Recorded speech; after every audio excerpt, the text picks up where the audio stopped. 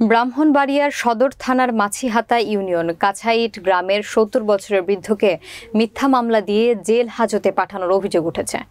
ব্রাহ্মণবাড়িয়ার নিজস্ব প্রতিবেদক মিজানুর রহমানের তথ্যচিত্রে দেখুন বিস্তারিত। ৭০ বছরের বৃদ্ধ নাসির উদ্দিন জানুর সহধর্মিনী বলেন, নজরুল ইসলাম বাবুল গংরা আমাদের জমি জোর করে দখল করে আছে, আবার মিথ্যা মামলা দিয়ে আমার স্বামীকে জেলে দিয়েছে। এখন আমরা আমার জায়গা মনে করুন জোরে দখল করে তারা আছে।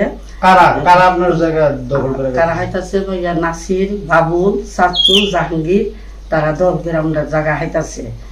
এখন আমার জামাইয়ের একবার মনে করুন মিথ্যা মামলা দিয়া আমার জামাইরে মনে করুন দইরা লয়ে গেছে গা। রাতে ১:৩০টার সময় জামা আমার জামাই একা দইরা লয়ে গেছে গা।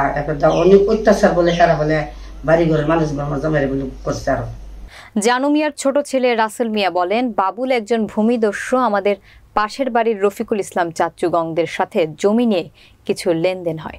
২০২২ সালের ১ নভেম্বর আমরা এগুলো পারিবারিকভাবে মীমাংসা করে ফেলি, কিন্তু দালালির ফায়দা না হওয়াতে সে ২০২৩ সালের ৩ সেপ্টেম্বর আমার বাবার বিরুদ্ধে এনআইডি কার্ড এবং টাকা লেনদেনের কারণ দেখিয়ে বাবুল বাদী হয়ে ব্রাহ্মণবাড়িয়া বিজ্ঞ আদালতে একটি প্রতারণা মামলা করে। বাবুল হইল এলাকার একজন ভূমিদস্যু, জায়গার দালালি করে। এই ক্ষেত্রে দেখা যায় কি আমাদের পারিবারিকভাবে পাশের বাড়ির একজনের সাথে একটা জায়গায় কথাবার্তা হয়েছিল। যখন আমরা জানতে পারি, কারণ আমরা গ্রামে কেউ থাকি না, আমার জন্ম শহরে, যখন জানতে পারি তখন আমি বলছি যে কি অবস্থা, আমরা তো জমি কিছু দরকার নাই। পরবর্তীতে আমার বাবা এলাকাতে পিছিয়ে গেছে। বাবুল দেখা গেছে যে উদ্দেশ্যটা বেচা বিক্রি না হওয়ার কারণে এর উদ্দেশ্যটা হাসিল হয়েছে না, এই জন্য আমার ফ্যামিলি এবং আমার বাবার প্রতি ঈর্ষান্বিত হইয়া হিংসা বিদ্বেষ মনে রেখে আমার বাবার নামে প্রতারণা মামলা দিচ্ছে। আমি নিজেও একজন শিক্ষানবিশ আইনজীবী হিসেবে ব্রাহ্মণবাড়িয়া জজ কোর্টে আছি।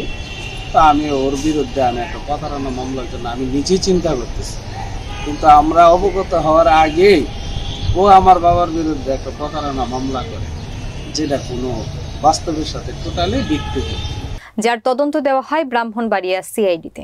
এই মামলার তদন্ত করার দায়িত্ব পায় উপপুলিশ পরিদর্শক শাহনেওয়াজ।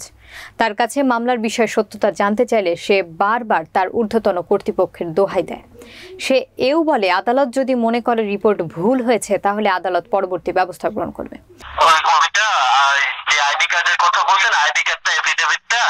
উল্লেখ করে দিচ্ছে রিপোর্টে, এগুলো আদালতে একটু শো করলে এগুলো আশা করি কোনো সমস্যা হবে না, ব্যবস্থা হয়ে যাবে।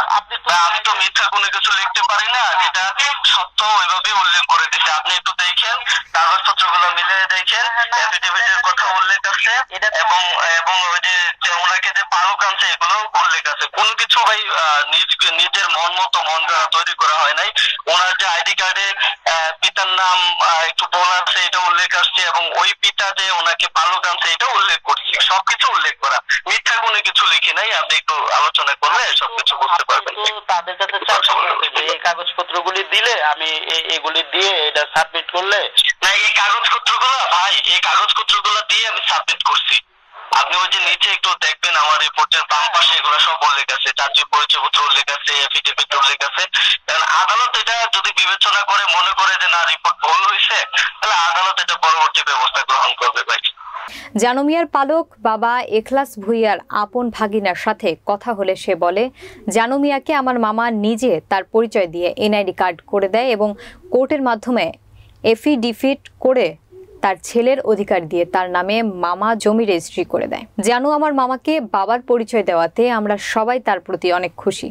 জানুর বাবা আমার হলো আপন মামা, আর ওই যে বাবুল মিয়া হলো আমার এই শাশুড় মামার ছেলে। তো আমার মামার আপন শাস্ত্র ভাই হলো বাবুল মিয়া বাবা। যাই হোক, জানো আমরা জানি এখানে শুরু থাকতে আমার আম্মা বলছে, আব্বা বলছে, একদম শুরু থাকতে নিয়ে আসছে 6 মাস বয়সে নিয়ে আসছে। আমার মামা লালন পালন করছে। আমরা বড় হয়ে মা ভাবছি উনি আমার আপন মামাতো ভাই, আমরা ওই পালিত এরকম। তারপর শুনছি যে পালিত। যাই হোক, ওনার আইডি কার্ড নিয়ে গ্যাঞ্জাম লাগছে। আমার মামা আজ থেকে 7 বছর আগে মারা গেছে। আমার মামা 40 বছর আগে আমার মামার নাম দেয় ওনার আইডি কার্ড বানাই দিয়ে গেছে। মানে আপনার মামা আইডি কার্ড বানাই দিয়ে আমার মামা আইডি কার্ড ওনার বানাই দিয়ে গেছে। আমার মামার পরিচয় দিয়ে ওনার আইডি কার্ড বানাই দিয়ে গেছে। আমার মামার নাম দিয়া এহলাজ মোল্লা ছেলে হইলো জানু মিয়া বললাম না যে আমার মামা থাকতেই আইডি কার্ড উনারে বানাইতে গেছিলাম আমার মামা তুলসিতে জানু কথার পরে জানু সঠিক কাজ করেছে। জানু যদি আজকে এলহাজ মোল্লার নাম না দিয়ে আইডি কার্ড না বানাই তো আমরা ওনার প্রতারক বললাম এলহাজ মোল্লার নাম দিয়ে আইডি কার্ড বানানে আমরা ওনাকে আজকে ধন্যবাদ জানাই, কারণ আমার মামুর কইছে উনি রাখছে। এই মামলার সাক্ষীদের সাথে কথা হলে অনেকে বলে আমরা সাক্ষী দেইনি, অনেকেই বলে এই মামলার সম্পর্কে আমরা জানি না। আপনি সাক্ষী দিয়েছেন, এখানে উনি জবানবন্দি লিখে রাখছে, তার মানে আপনি এই মামলায় কোনো সাক্ষী দেন নাই? না না না না না, উনি কি আমার লোকে প্রতারক করছে না কোনো প্রতারক করছে? আমি ওয়ার্ডের মেম্বার, আন্তাজে একটা কথা আমি বললেই চলবো? কারণ একজন মেম্বার তো আর মিথ্যা কিছু বলে না বা করবে না। অবশ্যই না, অবশ্যই না। সিআইডি এটা তদন্ত করছিল, আপনি কি সাক্ষী দিছেন সিআইডির কাছে? জবানবন্দি দিছেন? না, আমি তো বলি নাই, আমি তো বলতে পারি না এখনো। মানে আপনি এই মামলার সম্পর্কে জানেনই না, এটাই না? না না, ঠিক আছে, ধন্যবাদ ভাই।